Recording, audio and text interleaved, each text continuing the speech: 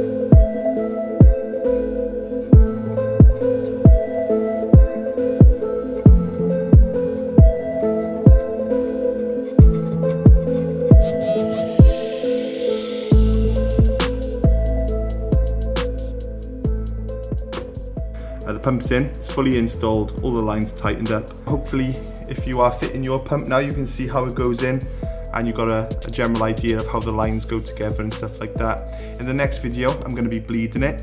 It's going to be interesting because we actually have to connect some pins to the connectors. So that's something for you guys to look forward to in the next one. We're going to be bleeding the pump. And then I am going to be taking it out on the road and seeing if I can even feel a difference, because it is quite a big feature on the Evos. I'm probably going to feel a difference. I'm sure I'm going to feel a difference. I'm hoping I'm going to feel a difference.